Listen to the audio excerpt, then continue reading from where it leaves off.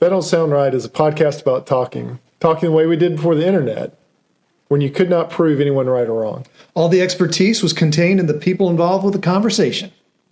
I'm Peter. I'm Cecil, and I hope you enjoy our conversations. And as you listen, if you find yourself silently saying, "That don't sound right," send us a comment.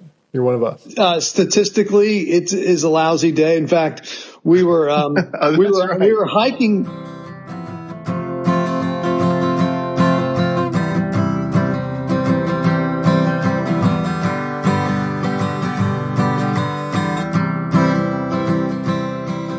Welcome back to another episode of That Don't Sound Right, a podcast about talking. We're your co-host. I'm Peter Billman. And I'm Cecil Davis. And we're just trying to have a conversation without Googling it or fact checking it. Those things can so easily kill the conversation and stunt creativity.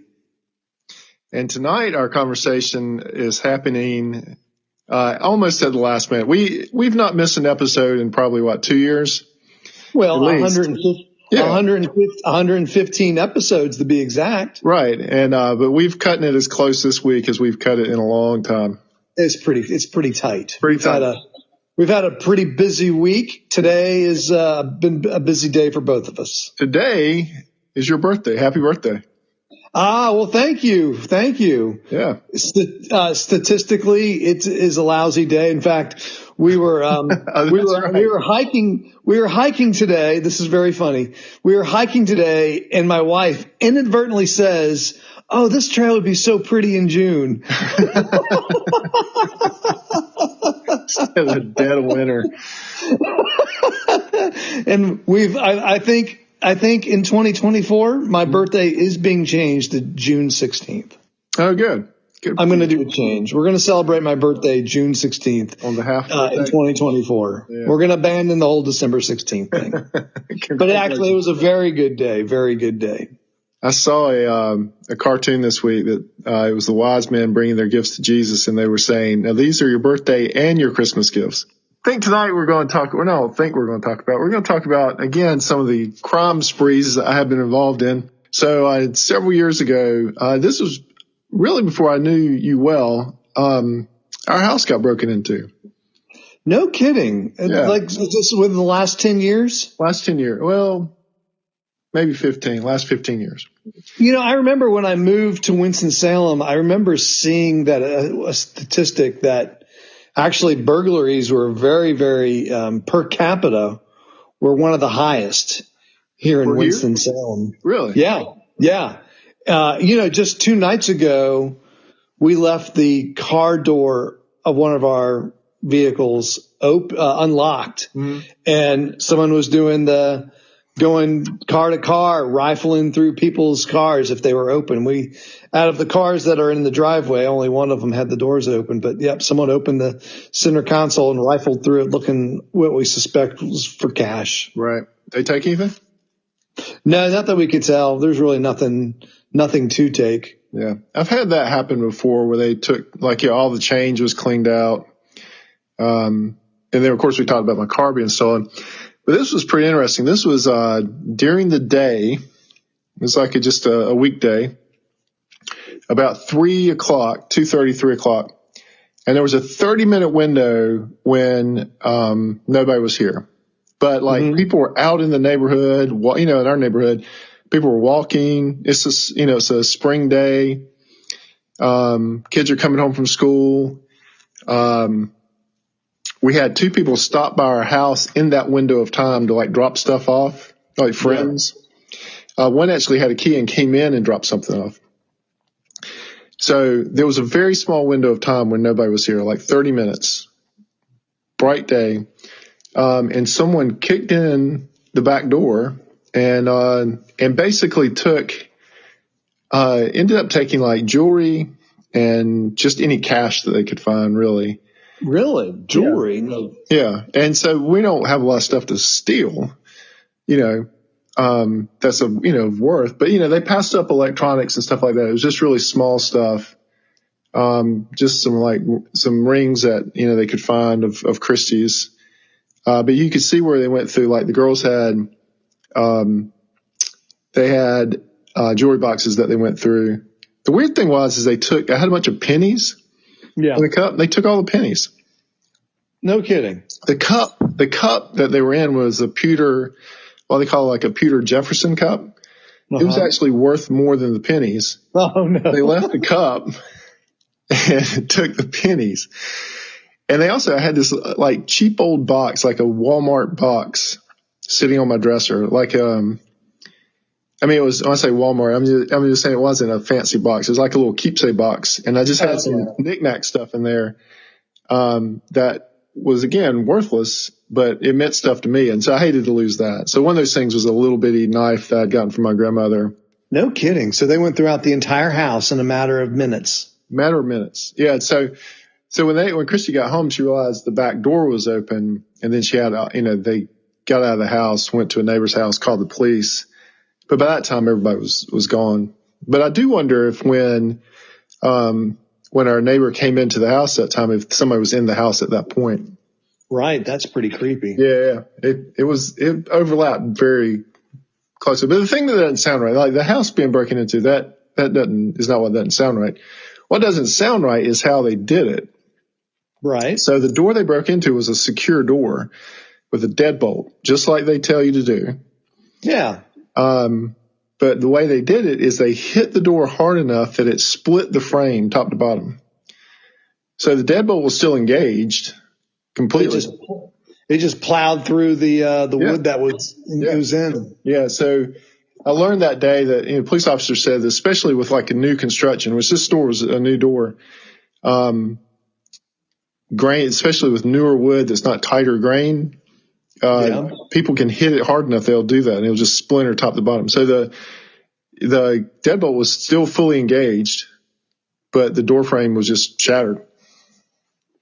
Good gracious. Yeah. I would have thought that, they must have taken several hits to do that. I don't think they could have done that in one hit. You think? I don't know. Yeah, maybe so. The door was not really that damaged.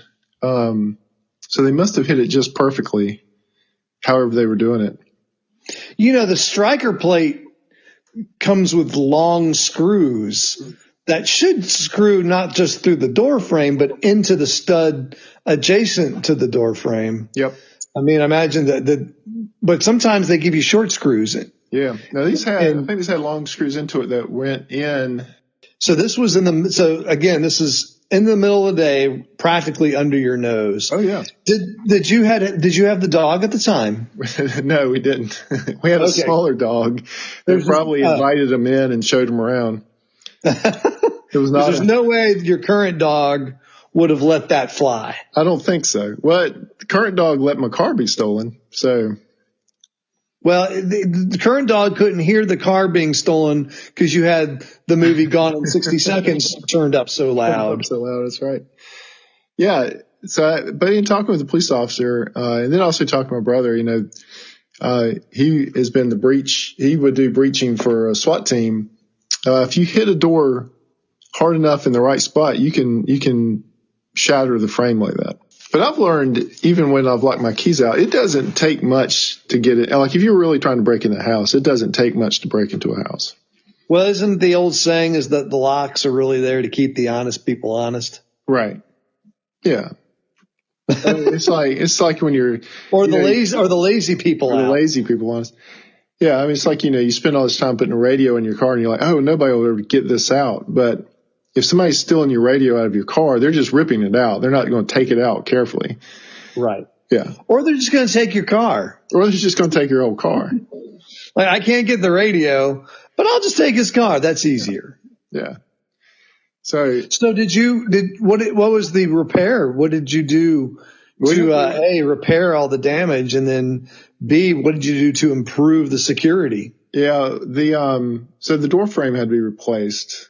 So that night I boarded everything up, but next day you get the door frame replaced. But this time, I took a cue from the doors I have downstairs, which are steel frames. Oh. And so now you put a steel frame around it that goes directly into the stud, makes it a lot harder. Yeah. All right. Yeah. It's funny. I'm looking at some of the doors in my house and thinking, oh yeah, I bet you a well-placed kick could get that in. Yeah. And then if you have anything like sliding doors or French doors, I mean, those are difficult to secure. Oh, right. Well, the big glass. Yeah. Oh, yeah. Because you can just pop them off the track. Or just break the glass. Which that was the other thing. I had to break into my house one time. Breaking glass is not as loud as you think it's going to be. Oh, is that right? Yeah, I had to break a pane one time in a door, and it made a slight sound for just, it was, in the movies you hear these big crashes and glass falling everywhere. It was just a slight tap, and that was it. And the glass was gone. Well, especially, the glass falls onto the inside, so it makes a racket on the inside, but that noise doesn't leave the house. Yeah. So anyone on the outside is probably just hearing the initial hit, but after that, there's barely, and it's so quick. Some people, when you hear a noise, it takes a little while for it to register, and then you question whether even you heard it or not. Yeah, like if it's at night, you wouldn't even be sure. You could break a glass and nobody would even know. I think that's why these alarm companies have these sensors now for breaking glass. I guess they're pressure sensors. Yeah, they're either pressure sensors or they're just tuned to the sound of a glass snapping. I know my those Forerunners I have, they're tuned to breaking glass. So if you break the glass, man, the horn is honking. Oh, really? Yeah. I mean, it's not an aftermarket kit or anything. It's part of the security system for the car. And if it hears something snap like glass, man, it sounds the alarm evidently. I mean, I've never heard it go off, but I know that it's tuned to breaking glass. So, and the other piece that I did after that was we installed a monitored alarm system. Did you really? Yeah. But part of the advantage for that is also rescue knows, if it's monitored, they know who's here and who needs to get out and how to get them out. And, oh, yeah. So there were some additional advantages of that. But again, it's kind of like bear proofing something. If somebody wants to break in your house, they're going to break in your house. So here's something that I felt was a conspiracy that don't sound right. I think this happens sometimes. So one of my coworkers, he lives in a small neighborhood, and one day in the middle of the day, there was an unidentified number of people attempting to break in houses. They were in the back, checking doors, smashing the glass, but they never went inside. They would break the glass and then give up. They gave up really, really easily. And they went down the whole row of houses on one side of the street in this neighborhood. But no one lost anything. Nobody got in the house. But guess what happened after this incident occurred? Everybody got a security system. Everyone bought a security system. Oh my gosh. Now, I don't know. I might be. I don't want to open up a conspiracy series here on the podcast. Right. But one has to ask. Do security companies pay some individuals to attempt to make it look like you're breaking into the house just to drum up business? Yeah, that is kind of odd. Isn't that? We had a guy walking through the neighborhood one day, and he was stopping and asking each house if they had a security system because he was, selling them, and several people called the police on him, but it turned out legitimate. It was just the worst sales pitch in the world. Because I mean, what was he doing? Casing the joint as he's asking the question. Yeah, I mean, like, who's going to tell a stranger? He walks up to your door and says, "Oh, do you have a security system?" I mean, everybody's going to go, "Yeah." I mean, yeah, with electrified door handles. Right. Yeah. So yeah, it turned out to be legit. Just a poor salesman. Yeah. I don't ever, when I talked about bear proofing, then I don't ever respond in the comment section typically. Never. Don't think I ever do that. But so I saw somebody post a bear proof box this week on Instagram. Yeah. And I did add a comment that just said, You did not. I said, was it for sale? Yeah. It was a whole video about how it was bear proof. And I just commented, I said, there is nothing bear proof.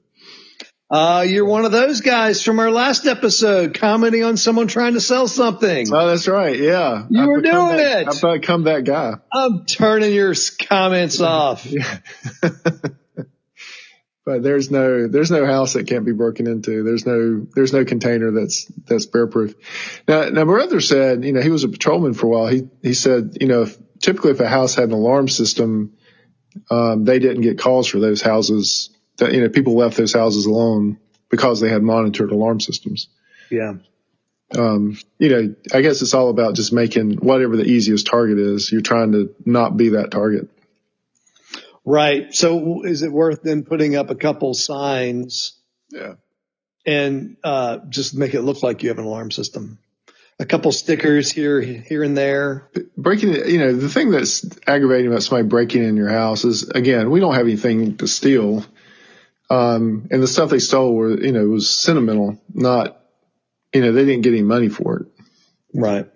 And so that's the hard part. I mean, it's just, I would rather them just come up and say, hey, can I have money, and give them the money than them stealing, something that, was sentimental, had sentimental value. The hardest thing I lost was actually a watch that I really liked. Oh, no way. Yeah. It was an Eddie Bauer watch. I do wish I had that back. No kidding. I guess I could go buy one that looks similar, but I don't know. Again, it's just, somebody taking something like that. Right. Well, and also the hassle of having to fix your door, right? That was the worst part. Yeah. I was just like, again, if you want to rob my house, let me know so I can open the door for you. Fix it. That was the most aggravating part, was fixing the door. And you still can't get the paint right back on it. And there's still a spot on, it's just a hard repair. So. Guy at work, there was a rash of people breaking into cars. And, this is, 15 years ago. And, he always left his door open in his car, but somebody broke the window anyway and got inside to take his radio. And he was saying, man, I left it open. Just go in and take it. Now I got to get the glass fixed. Yeah. Yeah. I mean, we had the glass broken out of the van, and the worst part of that was, we didn't lose anything. It was getting the glass fixed. Right. Someone broke into your van, breaking the glass? There was, in a parking lot one night, several cars got broken into. And so nothing was taken out of our van, but they broke the window. And the difficult thing about that was just having that repair done. Was that the sliding door that you just had repaired recently? Yeah. Oh my gracious. That was a pain. Losing stuff is, neither here nor there. It's just the inconvenience of all of it. We were talking about new construction. Mm-hmm. I don't know if you've seen some of these houses and the way they're built, but, our houses right now, you've got the studs, and on the inside of the house, you've got the sheetrock. Mm-hmm. And then on the outside of the house, usually you have some kind of wooden planking. And then in between is the insulation, and on the outside of the wooden planking or sheathing, then there's either siding or a brick facade. But some of these really inexpensive homes it goes sheetrock, studs, then they do that wrap. Yeah. And then with some foam, and then nylon the nylon siding. Oh, really? That plastic siding. Yeah. So you could literally break into somebody's house through the wall with a razor blade. Because all you got to do is get your razor blade out, cut the nylon or the vinyl. It's not nylon. Yeah. Vinyl siding. Right. Cut the vinyl siding, pull out the insulation, then use your razor blade, score the sheetrock that's now on the inner layer, pop it out, and you're in the house. Yeah. That's crazy. Isn't that great? I mean, really, you could even just punch a hole in it, really. You wouldn't even need to cut it. Well, that's the thing with, secure doors. A secure door is only as secure as the wall next to it is. Right. That's right. Yeah. So you can't just have a secure door. You have to have a secure wall. So do all your door frames, are they all metal now? Yep. They're all metal now. Okay. Wow. Yeah. So they, so now it's, so everything the door is attached to is also secure. So now you have to figure out a good way to fix windows when they could break your window to get in. That's right. Yeah. Window, I think, is a little more limiting because then you got to crawl through. I'm not saying it would stop anybody, but it's not the path of least resistance. Yeah. Here's something that don't sound right. I had a friend, they went away to Europe and, their window, someone broke into their house by breaking the glass and coming in. And, another friend of ours went and checked on the house and the glass was broken. And, we called the police. Police came over and, so we called our friends there in Europe. We got a hold of them and they said, okay, check here, check there, check there. I mean, they had stuff hidden in the bags of rice. They had stuff hidden in the loaves of bread and the robber knew where to look and got just about everything. It was unbelievable. They were hiding things, places I didn't even think of. They knew to think about hiding it there, but still the burglar still knew to look in those places and got just about everything. Yeah. It was unbelievable. The stuff that we had hid was all in the wrong places too. So they went right to almost everything in our house and got, where jewelry was. Yeah. So did the police tell you where not to hide the stuff? No, just from like seeing it on TV or whatever. All our stuff was not hidden well. And, so the fact that they hid it in all these places and they found it, that's crazy. It's like, what was an example of a hard place you thought was to hide it and they found it? Oh, no, I'm saying we didn't have our stuff hidden in hard places. Okay. We had all our stuff in the wrong places, like bedroom drawers and things like that. They went right to all our stuff. Oh, yeah. But the fact that they found it in unusual places, that's crazy. Yeah, I couldn't believe it. Yeah. Well, another thing you can't believe is I think we've come to the end of another That Don't Sound Right. Well, good grief. Before we close, we want to thank everyone for listening.